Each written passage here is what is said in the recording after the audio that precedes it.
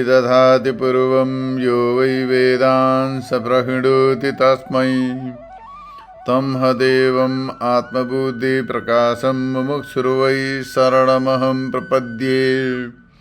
वैदिक दिव्य ज्ञान प्रतिष्ठानमा सबैजनालाई हार्दिक स्वागत तथा अभिनन्दन गर्दै अब यो श्रीमद् भगवत गीता अन्तर्गत तृतीय अध्यायको तेस्रो अध्यायको आजको विषयलाई प्रस्तुत गरिन्छ, जसमा चाहिँ यहाँ भगवानले बताउनु भयो कि कुनै अज्ञानी व्यक्तिले म केही नगरिकन बस्छु भनेर भन्छ भने त्यो उसको वचन व्यर्थ हो।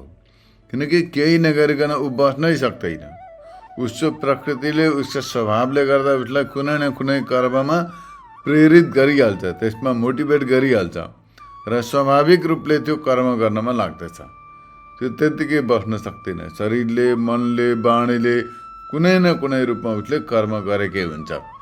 अत कोही पनि व्यक्ति केही नगरिकन बस्न सक्दैन। तसर्थ मनुष्यका लागि शास्त्रले सत्कर्मको विधान गरेका छन्।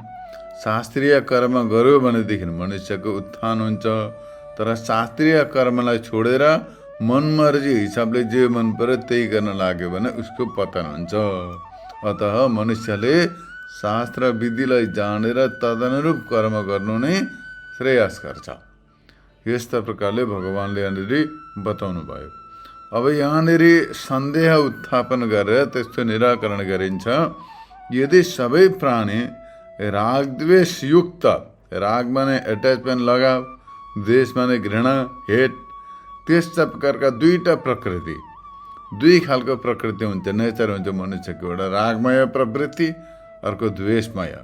माने या त मनुष्य जहाँ मन पर्दछ त्यहाँ उसले एट्याचमेन्ट राख्दछ, जो मन पर्दैन त्यसप्रति घृणा गर्दछ, हेट गर्दछ भने त्यस्तो खालको राग र द्वेषग्रस्त हुँदछ। भने अब भगवानले त बताउनु भयो प्राणी आफ्नो स्वभाव अनुसारले प्रवृत्त हुँदछ। अब मनुष्यको प्रवृत्ति पनि रागद्वेषमूलक हुने गर्दछ। प्रकृतिदेखि ग्रस्त नै छन् सबै। भने यस्ता परिस्थितिमा उनीहरूलाई कर्मयोगको, ज्ञानयोगको उपदेश दिएर पनि कुनै लाभ रहेनछ भन्ने यस्तो प्रकारको आकाङ्क्षा हुँदा भगवान बताउनुहुन्छ राग र द्वेषको पनि कारण छ। किन राग हुन्छ, किन द्वेष हुन्छ, यसको पनि कारण छ। बिना कारण कहिले पनि कार्य हुने गर्दैन। कारण मूलक हुने गर्दछ कार्य, कारण रहित कार्य हुँदैन। जस्ता प्रकारले बीज रहित बिरुवा हुँदैन, बीज युक्त हुन्छ। जहाँ बीज हुन्छ त्यहीँ बिरुवा उम्रिन्छ, बिना बीज बिरुवा उम्रिँदैन। त्यस्तै प्रकारले बिना कारण कार्य हुँदैन। कारण छ त्यसको। राग र द्वेष दुवै कार्य हुन्, त्यसको कारण छ। त्यसको कारण के हो त भन्दाखेरि समीचीनत्व र असमीचीनत्व माने राम्रो र नराम्रो बुद्धि। कुनै प्रति राम्रो बुद्धि हुन्छ, जुन वस्तुप्रति मनुष्यको राम्रो भावना हुन्छ, बुद्धि हुन्छ, त्यसप्रति उसको राग हुन्छ, एट्याचमेन्ट हुन्छ। जुन प्रति नराम्रो बुद्धि हुन्छ त्यससँग उसले हेट गर्दछ, घृणा गर्दछ, द्वेष गर्दछ। त्यस कारणले गर्दाखेरि यस्तो प्रकारले मनुष्यको बुद्धि राग द्वेषमूलक हुने गर्दछ। राग र द्वेषको मूल कारण हो शुभ सद्बुद्धि र असद्बुद्धि। भगवानको वचन पनि छ, न्याय पनि छ एउटा, न द्वेष कुशलम कर्मम कुशले नानुसज्जते। अर्थात् तत्त्वज्ञानी व्यक्ति कल्याणकारक शुभ कर्मप्रति आसक्ति पनि हुँदैन र कल्याण नगर्ने अशुभ कर्मसँग द्वेष पनि गर्दैन। अनि राग र द्वेषदेखि अलग हुन्छ, त्यो राग द्वेषदेखि मुक्त भएको हुन्छ भनेर यस्तो प्रकारले बताइएको छ। अब यो त तत्त्वज्ञानको प्रसङ्गमा भयो। अज्ञानी व्यक्तिले त राग द्वेषमूलक व्यवहार गर्दछ। मन पर्दैसँग राग गर्दछ, मन नपर्नेसँग द्वेष गर्दछ, घृणा गर्दछ। यस्ता प्रकारले यहाँनिर दुई प्रकारका वृत्ति मनुष्यका हुने गर्दछन्।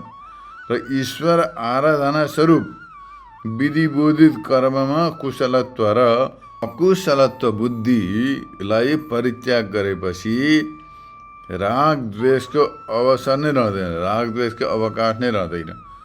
माने कुनै प्रकारको आसक्ति पनि छैन, कर्मप्रति पनि आसक्ति छैन, कर्मफलप्रति पनि आसक्ति छैन, कुनै प्रकारको कुनै इच्छा आकाङ्क्षा केही पनि छैन भने र केवल ज्ञानद्वारा सन्तुष्ट भएको छ भने त्यस व्यक्तिलाई कुनै प्रकारको विषयप्रति रागद्वेष हुँदैन, उसका बुद्धिमा रागद्वेषको अवसर रहँदैन।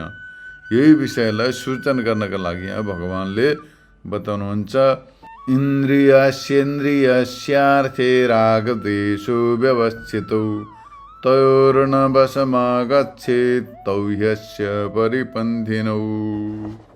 अर्थात् सबै स्रोत र आदि इन्द्रियहरू जो छन्, हाम्रो इन्द्रिय छन् 5 ज्ञानेन्द्रिय, श्रोत्रेन्द्रिय, चक्षु इन्द्रिय, रसेन्द्रिय, त्वगेन्द्रिय, घ्राणेन्द्रिय, यी 5वटा ज्ञानेन्द्रिय 5 सेन्स अर्गन जो छन् 5 ज्ञानेन्द्रियहरू, तिनीहरू सबै आफ्ना विषयप्रति राग र द्वेष अनुसार प्रवृत्ति हुने गर्दछन्। माने जो मन पर्दो विषय छ त्यसप्रति यिनीहरू रागपूर्वक प्रवृत्त हुने गर्दछन्, जो मन नपर्ने विषयदेखि द्वेष गरेर त्यसदेखि द्वेषपूर्वक त्यसबाट निवृत्त हुने गर्दछन्। माने अब कानलाई मधुर मधुर सङ्गीत प्राप्त भयो, कानले मधुर मधुर मिठा मिठा सङ्गीत सुन्न पायो भने त्यसमा प्रवृत्त हुँदछ, बडो चाख लाग्दो त्यसमा रस लिन लाग्दछ। तर अब नराम्रा वचनहरू, नराम्रा शब्द, रोएको, कराएको, आत्तिएको, कालिएको त्यस्ता शब्दहरू सुन्यो, निन्दा हो त्यस्तै प्रकारको आफ्नै निन्दा सुन्यो भनेदेखि त्यसबाट कान आफै स्रोत र इन्द्रिय निवृत्त हुन चाहन्छ। त्यस्तै प्रकारले रसेन्द्रिय पनि मिठो मिठो मधुर मधुर रस छ भने त्यसमा त्यो देख्ने बित्तिकै सम्झिने बित्तिकै जिब्राका पानी आउँदछ। तर त्यसै अब टर्रो तितो मन नपर्दो विषयलाई स्मरण गर्दा देख्दाखेरि प्रवाह गर्दैन। त्यसै प्रकारले घ्राणेन्द्रियले पनि जहाँनिर अब सुगन्ध प्राप्त हुन्छ त्यसप्रति घ्राणेन्द्रिय प्रवृत्त हुँदछ एकदमै त्यो सुगन्ध लिनको लागि। तर जहाँ दुर्गन्ध लिन्छ, दुर्गन्ध आउँदछ, त्यहाँ त नाक सिकोडेर हातले बन्द गरेर चलिदिन्छन्। त्यसै प्रकारले अर्को चक्षु इन्द्रिय पनि जहाँ राम्रा राम्रा रूपहरू, राम्रा राम्रा पदार्थ, इष्ट पदार्थ देख्न पाइन्छ हो त्यसका लागि आँखा प्रवृत्त हुँदछन् चक्षु इन्द्रिय। तर नराम्रो विषयहरू छ होइन, जहाँनिर डरलाग्दो दुःख कष्ट आपत्ति विपत्ति त्यस्तो हुँदै गएका छन् त्यसबाट आँखा पनि निवृत्त हुन चाहन्छन्। यस्तै प्रकारले रागद्वेषमूलक त्वगेन्द्रिय पनि जहाँ कठोर छ, खत्रो छ, जस्तो सिस्नु इत्यादि त्यसले पोल्ने छ भने त्यसबाट निवृत्त हुन्छ। तर अब जहाँ नरम छ, कोमल वस्तु छ, स्पर्श गर्दा एकदमै सुखमूलक छ भने त्यस्ता वस्तुलाई स्पर्श गर्न चाहन्छन्। यी 5वटा ज्ञानेन्द्रियहरू रूप, रस, गन्ध, स्पर्श, शब्द आदि विषयमा राग र द्वेषपूर्वक त्यसबाट प्रवृत्ति र निवृत्ति हुने गर्दछन्। माने जहाँनिर मन पर्दा विषय छन् त्यसमा रागपूर्वक त्यसमा प्रवृत्त हुँदछन्, मन नपर्दा विषयदेखि द्वेषपूर्वक त्यसबाट निवृत्त हुन चाहन्छन्। यसकारण यिनीहरूको अधीनमा कहिले हुनु हुँदैन।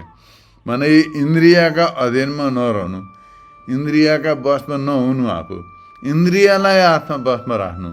इन्द्रियका अधीनमा रह्यो भनेदेखि त इन्द्रियले, चक्षु इन्द्रियले होइन, आँखाले आज एउटा माथि घाम लागेको डाँडो देख्यो भनेदेखि त्यहाँ गएर फोटो खिच्न पाए चाहिँ हुन्थ्यो, त्यतातिर प्रवृत्त हुन्छ।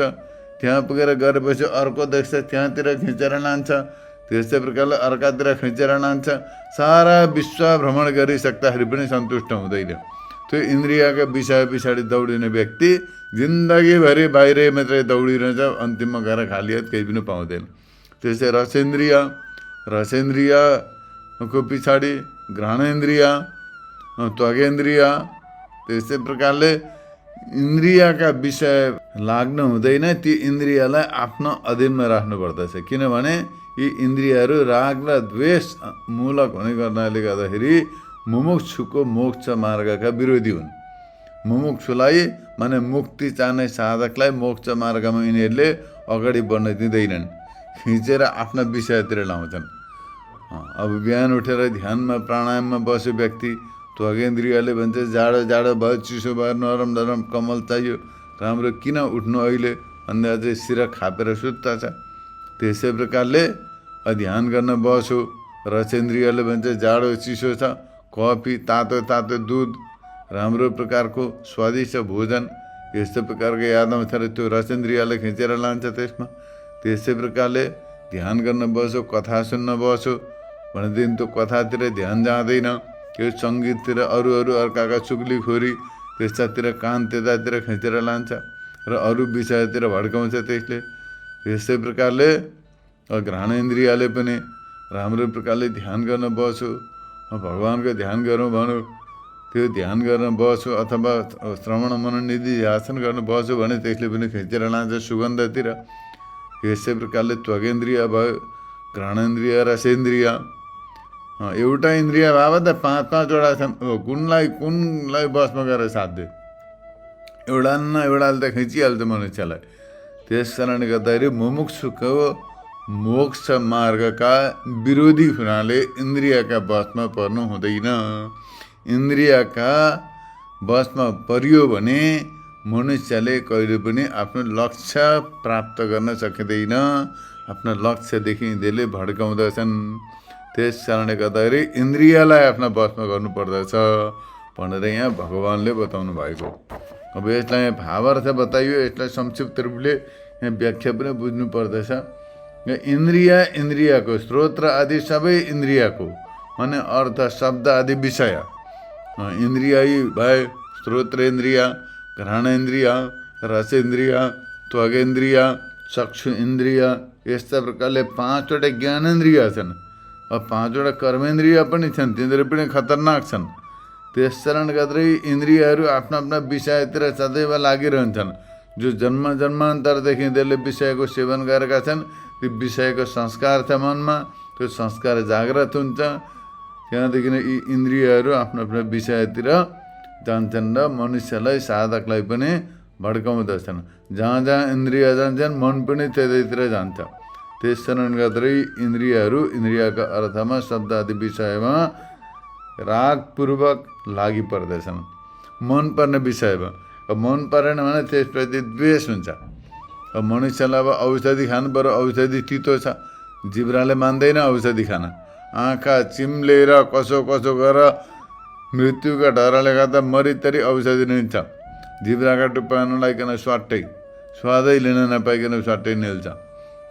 यस्तो प्रकारले ताकि तितो हुन्छ, मन पर्दै छैन, तर अब मरिन्छ खाइएन भने। त्यस कारणले गर्दा खानै पर्यो औषधि त लिनै पर्यो, मन नपरे पनि। यसै गरी अब चक्षु इन्द्रियले रूप हेर्छ, रूप देख्छ, त्यो रागपूर्वक। अब मन परेन भने त्यहाँनिर फर्किनु पर्यो, त्यसबाट निवृत्त हुँदछ। तर अब काहीँ यस्तो बाध्य हुन्छ कि नहेरे तापनि हेर्नुपर्ने बाध्यता गराउँदैछन्। कति ठाउँ मन नपरेका विषय अब हेर्नु पर्यो भने त्यसबाट द्वेष उत्पन्न हुन्छ। त्यस्तै प्रकारले घ्राणेन्द्रिय, त्यस्तै प्रकारले त्वगेन्द्रिय, यी सबै इन्द्रियहरू आफ्ना आफ्ना अर्थप्रति रागपूर्वक लागि पर्दछन्। मन पर्ने विषयलाई ग्रहण गर्दछन्, तर मन नपर्ने विषयदेखि यिनीहरू द्वेषपूर्वक व्यावर्तित हुँदछन्, यिनीहरू निवृत्त हुँदछन्। अर्थात् इष्टमा राग र अनिष्टमा द्वेष। इष्ट भनेको चाहिएकामा भने जस्तोमा यिनीहरू रागपूर्वक लागि पर्दछन्, भने जसो भएन भने त्यसो अनिष्टमा द्वेषपूर्वक तिनीहरूदेखि निवृत्त हुँदछन्। यस्ता प्रकारले प्रत्येक विषयमा राग र द्वेष नियमले स्थित हुन्छ। इन्द्रियका विषयमा राग अथवा द्वेष त हुने नै हो, तर त्यसबाट मुमुक्षु व्यक्तिलाई के हानि हुन्छ भन्दाखेरि यहाँ बताउनुहुन्छ, यस्तो शङ्का गर्दाखेरि भन्नुहुन्छ, तौही जस्ता कारणले गर्दाखेरि राग र द्वेष दुवै यस्ता धर्म गर्नको इच्छायुक्त पुरुषको मोक्ष मार्गमा परिपन्थी हुन्। माने मार्गमा चोरहरूको समान प्रतिबन्धक हुनेहरू, मोक्षका साधनमा लागेका साधकका लागि यी प्रतिबन्धक हुन्। मोक्षको मार्गमा लागेको छ व्यक्ति, मुक्तिको मार्गमा ध्यानमा लागेको छ, तपस्यामा लागेको छ, ईश्वरको आराधनामा लागेको छ, होइन, उपासनामा लागेको छ भने त्यति बेला इन्द्रियले त्यो उपासनाको मार्गबाट, ज्ञान मार्ग, तपस्याको मार्गबाट मनुष्यलाई भड्काउँदछन्। अब यही विषय लिएर नाना प्रकारका पौराणिक इतिहासहरू पनि छन्, आख्यानहरू पनि छन्। यो विषयलाई बुझाउनका लागि तसर्थ ती इतिहासबाट पनि यही कुरो बुझिन्छ कि इन्द्रिय बहुत बलवान हुन्छन्। प्राणीहरू एक एकवटा इन्द्रियद्वारा फस्दछन्। जस्तो प्रकारले माछा रसेन्द्रियद्वारा मृत्युका गालमा पुग्दछ, मृत्युका चङ्गुलमा फस्दछ। मनुष्यले माछालाई मार्न बल्छीका टुप्पामा अथवा जालमा केही लगाएर पानी मुनि डुबाइदिन्छन्। आँटाको टुक्रो लगाएर अथवा केही किराहरू लगाएर माछाको चारो लगाएर त्यो खाने हुँदा उसको मुखमा त्यो काँठो जाकिन्छ, त्यहाँदेखि ऊ मृत्युका चक्रमा पुग्दछ। एउटा इन्द्रियले, रसेन्द्रियले गर्दाखेरि। त्यस्तै प्रकारले अर्को हात्ती स्पर्श, हात्तीलाई पक्रिनका लागि एउटा नक्कली हात्ती बनाएर जङ्गलमा खडा गरिदिन्छन्। वरिपरि खाल्टो खनेर माथि एउटा सरा लगाइदिन्छन्, झारले छोपिदिन्छन्। हात्ती त्यो हतिनीलाई स्पर्श गर्नका लागि, टच गर्नका लागि जाने हुन्छ, गएर खाल्टामा पर्दछ। एउटै इन्द्रियले गर्दा हात्ती पनि गयो, मृत्युको गालमा पुग्दछ, त्यो पनि फस्यो। त्यसै प्रकारले मृगलाई मार्नका लागि मनुष्यले, शिकारीले मधुर मधुर आवाज बजाइदिन्छन्। त्यो सुनेपछि मृग एकाग्र भएर सुन्न लाग्दैछ, त्यति बेलै शिकारीले बाण हान्छ र त्यसलाई मार्दछ। त्यो एउटा श्रोत्रेन्द्रियका वशमा हुने हुँदा मृगको ज्यान गयो। एउटा स्पर्श त्वगेन्द्रियका वशमा हुने हुनाले हात्तीको ज्यान गयो। एउटा रसेन्द्रियका वशमा भएर माछाको ज्यान गयो। त्यस्तै प्रकारले किराहरू जो छन्, अब पतङ्गहरू, ती किराहरू जहाँनिर ज्वालो आगो बलेको हुन्छ त्यहाँनिर गएर जाकिन्छन् त्यो रूपमा।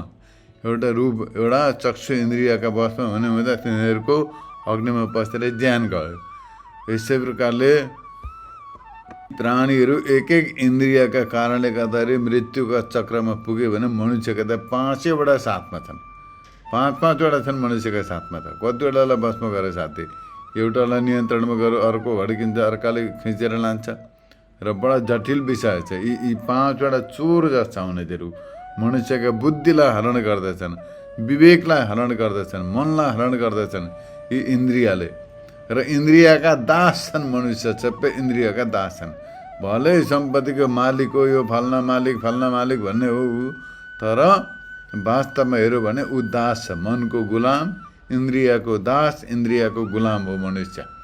त्यस कारणले गर्दाखेरि मनुष्य एक दिन चिया पिउन पाएन भनेदेखि विचलित हुन्छ। जिब्राले, एउटा रसेन्द्रियको तृप्ति एक दिन भएन भने बडा विचलित हुन्छ। त्यस्तै प्रकारले अब सङ्गीत सुन्नमा आदि भएका व्यक्तिलाई सुन्न पाएन भने त्यो विचलित हुन्छ। अर्को व्यक्ति अब केही सेन्टहरू केही सुँग्ने आदत परेको छ भने त्यो पाएन भने त्यो विचलित हुन्छ आफू। त्यो विचलित हुँदैन, त्यो इन्द्रिय विचलित हुने होइन, त्यो विषय पनि आफ्नो ठाउँमा छ। तर मनुष्यको बुद्धिलाई यसरी हरण गरेको हुन्छ कि बुद्धि विवेकले कामै गर्दैन, मनुष्य फस्दछ। सारा जीवन कहिल्यै तृप्त हुँदैन, सारा जीवन रसेन्द्रियले रसको सेवन गरिरहेको छ, पुराका पुरा जीवन घ्राणेन्द्रियले गन्धको सेवन गरिरहेको छ, त्वगेन्द्रियले स्पर्शको सेवन गरिरहेको छ। त्यसै प्रकारले चक्षुन्द्रियले रूपको, श्रोत्रेन्द्रियले शब्दको सेवन गरिरहेको छ। अहिलेसम्म कोही तृप्त भएको छैन भने त्यो कहिले पनि तृप्त हुँदैन। त्यस कारणले गर्दाखेरि मनुष्यले इन्द्रियलाई वशमा गर्नुपर्ने हो, तर इन्द्रियले मनुष्यलाई आफ्नो वशमा गरेको हुन्छ।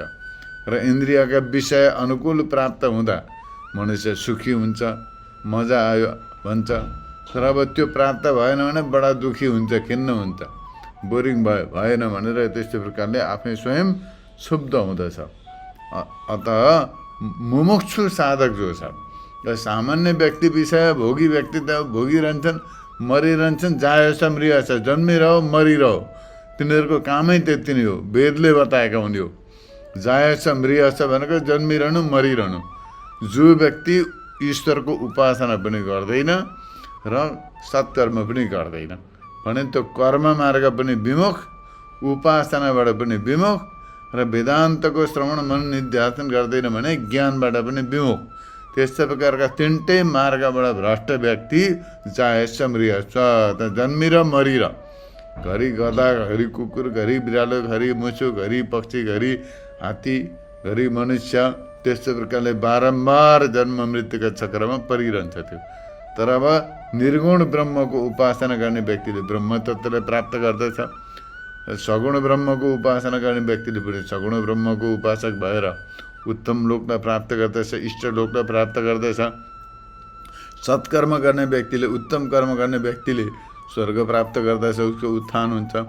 त्यस कारणले गर्दाखेरि मनुष्यले जो मुमुक्षु छ, जो त्यस्तो प्रकारको अब ज्ञान उपासना र कर्मदेखि विमुख व्यक्ति त छोडिदिनु पर्यो, तिनीहरूको सङ्गतै छोडिदिनु पर्यो। तर जो मुमुक्षु व्यक्ति छ उसले यी इन्द्रियका वशमा हुनु हुँदैन। मोक्षका साधनमा लागेका व्यक्तिले यी इन्द्रियलाई आफ्ना वशमा गर्नुपर्दछ। आफ्ना आश्रयका बलले विषयहरू वनमा उसलाई भड्काउन दिनु हुँदैन। त्यस कारणले गर्दाखेरि मुमुक्षु व्यक्ति बहुत सावधान हुनुपर्दछ। यी इन्द्रिय यति बलवान हुन्छन् कि मुमुक्षु व्यक्तिलाई फसाउँदछन्, भड्काउँदछन्। त्यस्ता अनेक उदाहरण छन्। एउटा भर्तृहरिको उदाहरण छ। भर्तृहरि राजा, त्यस्ता विशाल राज्यका भारतवर्षका चक्रवर्ती सम्राट भर्तृहरि राजा अन्त्यमा गएर वैराग्य भयो। उनी राजपाट छोडे। राजपाट छोडेर वैराग्य सन्यास लिएर गए। जाँदाखेरि घुम्दै फिर्दै जाँदै थिए, बाटामा जुलबी बनाएको देखे। त्यस्ता मिठाई जीवनमा कति खाए उनले। राजपाट चलाउँदाखेरि के असुविधा छ उनका पासमा? कुन चाहिँ विषयको सेवन गरेनन्, कुन चाहिँ विषयको भोग गरेनन्, सबै गरे। कति मिठाई कच्चा परिकारहरू खाए, 84 व्यञ्जन 56 भोग सबै सेवन गरे पुरा जीवन। तर अब त्यो वैराग्य भएर मोक्षका मार्गमा लागेका भर्तृहरिले एक दिन जुलबी बनाएको देख्दाखेरि अब त्यो जुलबीको वासना जाग्यो। जुलबीको वासना जाग्यो। अब उनले पहिले त हट गरे, अब खाँदिनँ म, लिँदिनँ भनेर। तर पछाडि गएर यति बलवान भयो त्यो वासना, ध्यान गर्दा पनि जुलबीकै ध्यान, नाम जप्दा पनि जुलबीकै नाम उच्चारण हुन थाल्यो। त्यस कारणले गर्दाखेरि उनले विचार गरे अब के गर्नु, उपाय छैन। र गएर त्यत्र राजा पनि अब उनका पासमा त केही पनि थिएन, सबै त्यागेर हिँडेका, सब छोडेर हिँडेका। फुटी कौडी थिएन उनका पासमा। अब कुनैको लेबर गर्न लाग्यो, माटो उठाउने। माटो दिनभरि बोकेर बेलुका जो रुपियाँ पैसा जो आना जाना जति मिल्यो हो त्यो लिएर गएर जुलबीका दोकानमा फ्याँकिदिए। उसलाई दिए कि जति पाउँछ त्यति जुलबी दिए भन्नु, सबै दियो त्यसले। अब त्यो प्रशस्त पाउँथ्यो। त्यस कारण उनले त्यो सबै लिएर गएर एकान्तमा बसेर खाए। त्यसबाट बमन भयो, अमन भयो, सबै भयो, फेरि पनि खाए। त्यस्तो प्रकारले जिन्दगीभरि त्यो हेर्नै नहुने बनाएर छोडे। त्यस्तै प्रकारले अगाडि बढेर इन्द्रिय यति बलवान हुन्छ। त्यस्तै प्रकारले अगाडि बढे भर्तृहरि। अगाडि बढ्दाखेरि एउटा बाटामा राति जुन लागेको बेलामा टिलिलिलिलि प्रकाश आयो। भर्तृहरि जब राजमहलमा बसेका, हिरा मोती चाँदी सुन त्यसो चम्किला राजभवनमा बसेका, त्यो संस्कार त्यो वासना उनका मनमा छँदै थियो। अनि त्यो बाटामा टिलिलिलि टल्केको देख्दाखेरि उनले विचार गरे यो हिरा टल्केको हो। ढकमक जुन लागिरहेका थिए राति, हिरा टल्केको रहेछ, यो कसैलाई काम आउँछ, यो कसैलाई दिनु पर्यो भनेर उठाउने भयो। उठाउँदा त होइन रहेछ भएर त कसैले पान खाएर थुकेको रहेछ। त्यो चन्द्रमाको प्रकाशमा पर्दाखेरि टल्केको रहेछ। त्यति बेला भर्तृहरिको होस आए, हे राम राम राम राम राम। बुद्धि विवेकलाई इन्द्रियले कसरी भ्रष्ट गराउँदो रहेछन्, कसरी भड्काउँदो रहेछन्। यति बलवान इन्द्रिय मैले राजपाटमा राजमहलमा बस्दा कुन चाहिँ धातु, कुन चाहिँ हिरा मोतीको सेवन गरेन, सबै थिए। मेरा प्रत्येक अम्लामा हिराका औँठी थिए। त्यसै प्रकारले सबैतिर मोतीका माला थिए। सबैतिर सुन चाँदी इत्यादि त प्रशस्त थियो। सुनैको बेड थियो इत्यादि। यति भएर पनि मलाई आज पनि त्यो वासना र त्यो वासनाका बलमा प्रवृत्त भएका इन्द्रियले भड्काइरहेका छन्। यस्ता प्रकारले भर्तृहरिले अनुभव गरे भने यो त उदाहरण हो। यस्तै प्रकारले प्रत्येक व्यक्तिमा यस्तो प्रकारको इन्द्रियको दुष्प्रवृत्तिको नियम लागू हुन्छ। प्रत्येक साधकलाई इन्द्रियले भड्काउँदछन्। त्यस कारणले गर्दाखेरि यहाँ बताउनुहुन्छ तौ परिपन्थी नौ भनेर यहाँ भगवानले बताउनु भएको छ। परिपन्थी भनेको जो मोक्ष मार्गका विरोधी। यी इन्द्रियहरू जो छन्, यी इन्द्रियहरू मोक्ष मार्गका विरोधी हुन्। त्यस कारणले गर्दाखेरि चोरहरूको समान प्रतिबन्धक हुन्। र मोक्षका साधनमा लागेका, मुक्तिको मार्गमा लागेका मुमुक्षुलाई आफ्नो आश्रयका बलले विषयहरू वनमा फसाएर भित्र भड्काउँदछन्। माने विषयरूपी वनमा भड्काउँदछन्। जस्तो प्रकारले कोही व्यक्ति जङ्गलमा फस्यो, कहीँ बाटो देखेन भने कहीँ दिशा पाउँदैन, दिशाहीन भएर भड्किरहन्छ। त्यसै प्रकारले इन्द्रियका विषयका सेवनमा डुबेको व्यक्ति पनि दिशाहीन हुन्छ। त्यसलाई आत्मा के हो, परमात्मा के हो, जीवन के हो, मरण के हो, म कहाँबाट आएँ, जाने कहाँ हो, लाने के हो, गर्ने के हो, केही पनि थाहा हुँदैन। त्यसलाई अनेक प्रकारका विषयारण्य भूमि छु भनेर भगवान् शङ्कराचार्यले बताउनु भएको छ। त्यो मन त्यसैमा भड्किरहन्छ। इन्द्रिय जहाँ पुग्छ त्यहाँ मन पनि त्यतै पुग्छ र साधक आफ्ना साधना मार्गबाट भ्रष्ट हुँदछ। त्यस कारणले गर्दा यो सबैको कारण के हो भन्दाखेरि त्यो विषयप्रतिको सद्बुद्धि। यो विषय चाहिँ सत्य हो भन्ने त्यो विषयलाई सत्य मानेपछि मन त्यसैमा लाग्दछ। अब मानिने कसैले अब लड्डु दियो, लड्डु खान आँट्यो, बडो मनपर्छ लड्डु। खाना आँट्दाखेरि त्यति बेला कसैले यसमा पोइजन हालेको छ भनेर बताइदियो भनेदेखि तुरुन्तै फ्याँकिदिन्छ नि त्यसलाई। म मर्छु, यो चाहिँ होइन रहेछ, खानु नहुने रहेछ भन्ने हुन्छ नि। त्यसै प्रकारले कोही व्यक्ति यात्रामा जाँदैछ, गाडी चलाएर तेज गतिले जाँदैछ, तर कसैले भन्यो कि यो बाटो अगाडि चाहिँ यहाँनिर खाल्टो छ, ठुलो पहिरो छ भनेर बताइदियो भने तुरुन्त त्यसबाट निवृत्त हुन्छ। त्यस्तै प्रकारले मनुष्यले जब त्यो विषयलाई यो सत्य हो, यी विषय सत्य हुन्, सम्बन्ध सत्य हुन् भनेर मान्दछ भने ती विषयतिरै लागिरहन्छ। त्यो त्यसैप्रति लागिरहन्छ। त्यो अब मानिने कोही पनि सम्बन्ध संसारको, अब पति पत्नीकै सम्बन्ध विचार गरौँ। पत्नीले भन्छ यो मेरो पति हो भनेर, अब उसको आफ्नो शरीर पनि उसको छैन भन्दा अर्का शरीर कसरी उसको भयो। पतिले भन्छ यी मेरी पत्नी हुन्, यो मेरो पुत्र हो भनेर भन्छ। उसको कसरी भयो त? कहाँबाट जन्मेको, जाने कहाँ हो, कहिले जाने हो, रिमोट कन्ट्रोल अर्कैको हातमा छ। आफ्नै शरीरको टुङ्गो छैन। आफ्नो शरीर कहिलेसम्म रहन्छ कि रहँदैन कि, उसको लक्ष्य के हो, उसको स्वरूप के हो, उसैलाई आफ्नै बारेमा केही थाहा छैन, अर्कालाई मेरो भन्छ। बडा विचित्र छ यही हो माया। त्यस कारणले गर्दाखेरि भगवान्ले बताउनु भयो मैं और मोरा तरो तो माया। संसारमा म, मेरो, त, तेरो भन्ने केही पनि छैन पदार्थ। तर मनुष्यले कल्पना गरिरहेछ कि शरीरलाई मेरो म भन्दछ, अन्य विषयलाई मेरो भन्दछ, इन्द्रिय मन बुद्धि प्राणलाई पनि म मेरो भनेर यिनीहरूलाई जकडिएको छ यिनीहरूमा। त्यस्तै प्रकारले अन्य विषय धन जन देह ज्ञा यिनीहरूलाई सबैलाई मेरो भन्छ। यस्ता प्रकारले मनुष्य चङ्गुलमा फँसेको छ। ती विषयप्रति जो सद्बुद्धि छ, त्यो सद्बुद्धिले गर्दाखेरि त्यो विषयप्रति मनुष्य आसक्त हुन्छ र जुन विषय मन पर्दैन त्यो असत हुन्छ, त्यसप्रतिदेखि मनुष्य निवृत्त हुँदछ। कारण त्यो इन्द्रियका विषयप्रति जो सद्बुद्धि र असद्बुद्धि छ हो, त्यो सद्बुद्धि र असद्बुद्धि नै राग द्वेषको कारण हो। जहाँ सद्बुद्धि हुन्छ त्यहाँ राग हुन्छ, जहाँ असद्बुद्धि हुन्छ त्यसपछि द्वेष हुन्छ। त्यस कारणले गर्दा राग र द्वेषका वशमा नहुनु। राग र द्वेषको कारण हो त्यो सद्बुद्धि र असद्बुद्धि। त्यो सद्बुद्धि विषयप्रतिको जो सद्बुद्धि र असद्बुद्धि कसरी निवृत्त हुन्छ भनेको आफ्नो स्वरूपको ज्ञानद्वारा निवृत्त हुन्छ, परमार्थ सत्यको ज्ञानद्वारा निवृत्त हुन्छ। त्यस कारणले गर्दा त्यो परमार्थ तत्त्वलाई जान्ने जिज्ञासु व्यक्तिले यी राग द्वेषबाट मुक्त भएर रहित भएर अग्रसर हुनुपर्दछ र जो परमार्थ सत्य बोधलाई प्राप्त गर्ने प्रयत्न गर्नुपर्दछ। अर्थात् द्रव्यमा, गुणमा अथवा कर्ममा, द्रव्य, गुण र कर्म तीनटा विषय भइरहेको छ। एउटा छ द्रव्य, द्रव्य माने वस्तु, अर्को छ गुण, होइन, गुण भनेको त्यसको क्वालिटी। त्यस्तै प्रकारले अर्को छ कर्म, यिनीहरूमा समीचीनत्व भनेको चाहिँ एकदम राम्रो वस्तु, यो एकदम राम्रो बेस्ट क्वालिटी हो, यो कर्म एकदम उत्तम हो, यस्तै प्रकारले त्यो राग हुन्छ। यो एकदम खराब द्रव्य हो, यो एकदम बेकारको हो, यो यस्तै प्रकारले यो थर्ड क्वालिटीको, त्यस्तै प्रकारले यो असाध, यस्तै प्रकारले द्वेष हुन्छ। र यस्तै प्रकारले समीचीनत्व असमीचीनत्व, ती द्रव्य गुण कर्मप्रति जो राम्रो र नराम्रो भावना माने सद्भाव र असद्भाव जो छ हो, त्यो सद्भाव र असद्भावलाई त्याग गरिदिनु पर्दछ। जस्तो सुकै हो, जे सुकै त्यसलाई छोडिदिनु पर्छ, टाढैबाट नमस्कार, ती सबैलाई छोडिदिनु पर्यो।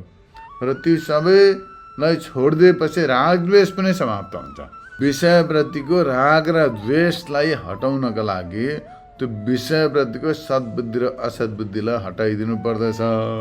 त्यो दुवैलाई हटाएपछि राग र द्वेषबाट पनि निवृत्त हुन्छ त्यस कारणले गर्दाखेरि विषयमा समीचीनत्व र असमीचीनत्व, समीचीनत्व भनेको राम्रो भाव, असमीचीनत्व भनेको असत् भाव, यस्तो प्रकारको बुद्धि गर्नु नै त्यो दुवैको कारण हो।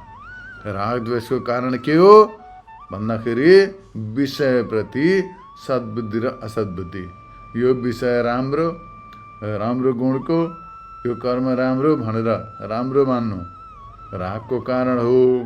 यो नराम्रो, यो बेकार, यो खराब भनेर त्यस्तै प्रकारले त्यसबाट निवृत्त हुनु त्यो द्वेषको कारण हो। यस्तै प्रकारले दुवैलाई परित्याग गरिदिनु पर्दछ। विषयप्रतिको सद्बुद्धि र असद्बुद्धि दुवैलाई परित्याग गरेपछि मनुष्य आफ्ना स्वरूपप्रति अग्रसर हुन्छ। स्वरूपको चिन्तनद्वारा, स्वरूपको साक्षात्कारद्वारा मुक्त हुन सक्दछ। अतः त्यो बुद्धिलाई त्यस्तो प्रकारले भड्किन दिनु हुँदैन। अतः राग र द्वेषको विषयप्रति संलग्न हुन दिनु हुँदैन। दुवैलाई परित्याग गरिदिनु पर्दछ र मुमुक्षु साधकले कुशल अथवा अकुशल स्वधर्ममा ईश्वरको प्रीतिका लागि प्रवृत्त हुनु। जो शुभ कर्म छ ईश्वरको प्रसन्नताका लागि त्यसमा प्रवृत्त हुनु। ईश्वरको सेवा हो, ईश्वरको कर्तव्य हो, यो मेरो कर्तव्य हो, ईश्वरको सेवा गर्न मेरो ड्युटी हो, दायित्व हो भनेर यस्तो प्रकारले त्यसमा प्रवृत्त हुनुपर्दछ। तर त्यसमा रागमूलक प्रवृत्ति हुनु भएन, द्वेषमूलक पनि हुनु भएन। त्यसमा एउटा ईश्वर भावले, भक्ति भाव, श्रद्धा भावले, ईश्वरको सेवा भावले प्रवृत्त हुनुपर्दछ ईश्वरको प्रीतिका लागि। यस्तै प्रकारले प्रवृत्त भएका मुमुक्षुका विघ्नहरू समाप्त हुन्छन् र ऊ मोक्ष मार्गमा अग्रसर हुन सक्दछ। त्यस कारणले गर्दाखेरि व्यक्तिले राग र द्वेष रहित भएर आफ्नो स्वधर्ममा प्रवृत्त हुनुपर्दछ। राग र द्वेषपूर्वक भइयो भने बन्धनमा परिन्छ। यस्तै प्रकारले यो श्लोकको भावार्थलाई यहाँ बताइयो। आजलाई यति नै। हरिओम तत्सत्।